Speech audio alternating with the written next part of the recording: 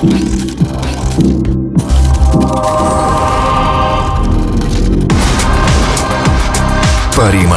Официальный партнер Ювентус. Играют они. Побеждаешь ты. То сини 14 расидан загранпаспорт намедодиам. ҳуҷҷати якаписарӣ дошта бошӣ не бародар. аз ҷумҳурии Тоҷикистон аллакай бо чандин давлатҳо парвозҳо барқарор шудагианд.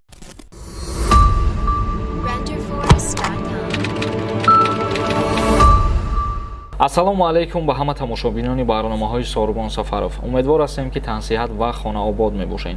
Тамошобинони азиз, касое ки мехоҳанд мара шахсан дастгирӣ кунанд, ссилкаи сарпарасти барномаҳои мо дар комментария закрепид кардагиай, бидроен аму ссилка ҳама каса регистратсия кунен ва соҳиби 30 сомон мешавед. Ссилкара меҷиқен, медроен номеротона менависонен, регистратсия мешавад.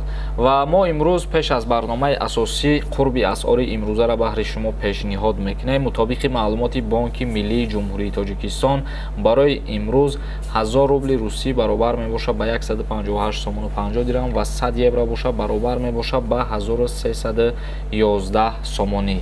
ва як савол бисёр аз тарафи обуначиҳо ва тамошобинои мо пешниҳоди мо шид. Савол доданд ки оё дар Федератсияи Россия карантин мешавад ё ин ки не. Мо дар ҳамин мавзӯъ айни ҳол ба шумо мефаҳмонем. Бо мақсади пешгирӣ ва паҳншавии беморӣ, Федератсияи Россия тибқи моддаи 80 Конститутсияи Федератсияи Россия ва моддаи 112 Кодекси меҳнати Федератсияи Россия қарор ба имзо расонид. мансабдорони баландпоя, роҳбарони мақомоти олӣ, иҷроияи ҳокимияти давлатӣ, субъектҳои таркиби Федератсияи Россия бо назардошти муқаррароти фармони мазкур дар асоси вазъи санитарӣ ва хусусиятҳои паҳншавии беморӣ дар сохтори Федератсияи Россия то 7 ноябри соли 2021 тамдид карда музди меҳнати кормандонро нигоҳ доранд.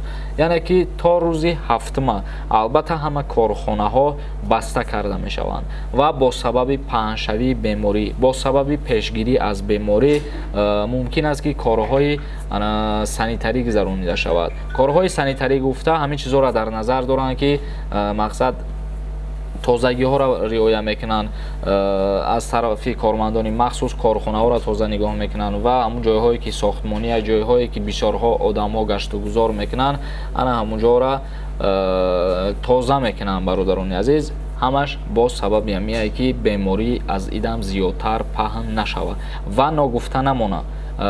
карантини кӯтоҳмуддат то рӯзи 7 ноябр мешавад, сар карда аз ҳафтаи оянда, ҳафтае ки меояд аз ҳамин ҳафта то 7 ноябр ва пас аз 7 ноябр боз ба мисли пештара чихеле ки айни ҳол кору фаъолият кардастен, боз амихе мешавад. баъди ҳафтум бо кору фаъолияти хитона давом додан мегирем ва дар давоми барнома як камтар саволҳои роҳикардагитонам мехонем ва саволотон ҷавоб мегардонем.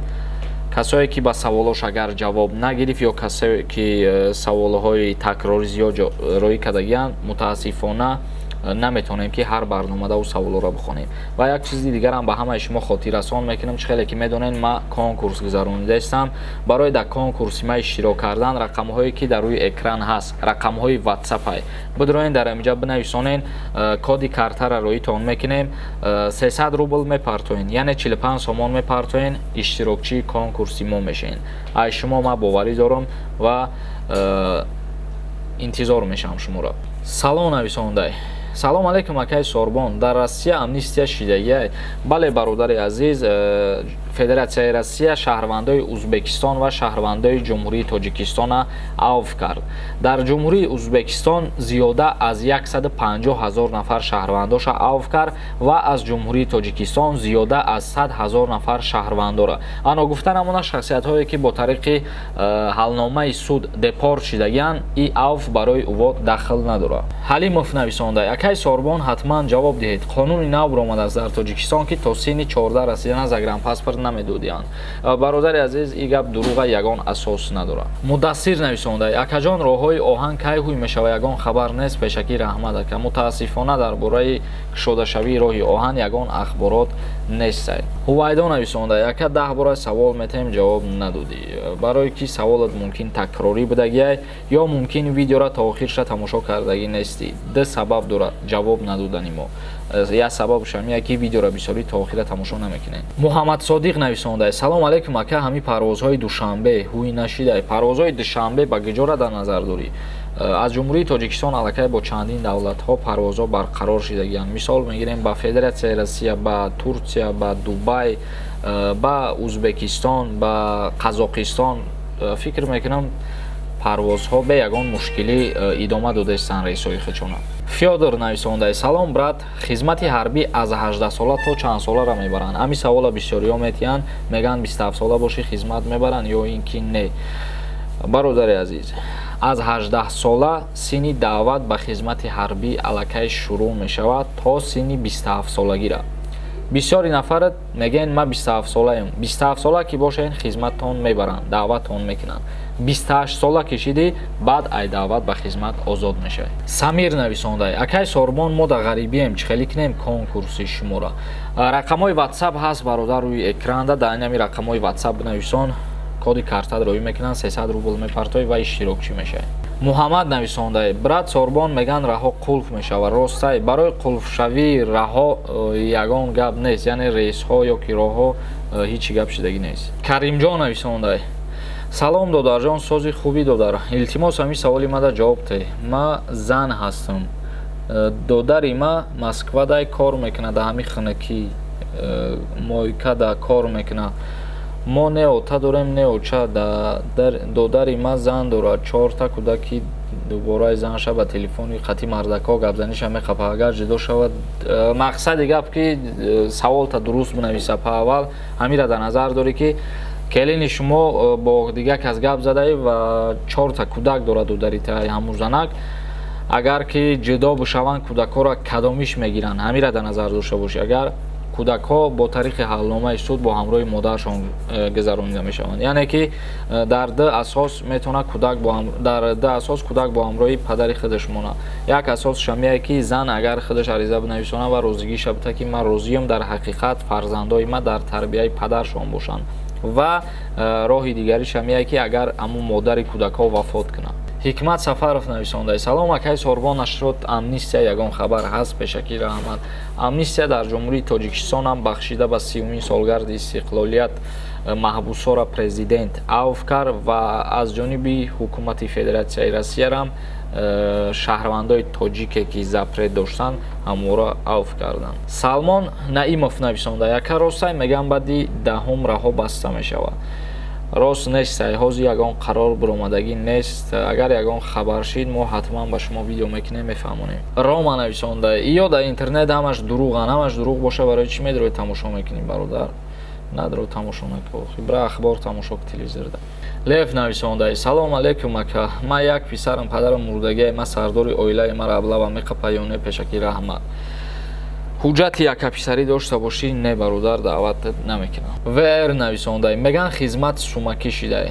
бале, ира даъват ба хизмат, яъне ки хизмати алтернативӣ меган 25200 сомон пардохт мекунӣ ва мераи як моҳ дарсҳои военӣ мехонӣ, дар як моҳ соҳиби военӣ билет мешавӣ. холов Муҳаммад Амин нависонда: салом алейкум брат, моддаи 247 237 фарқиятш чиаст?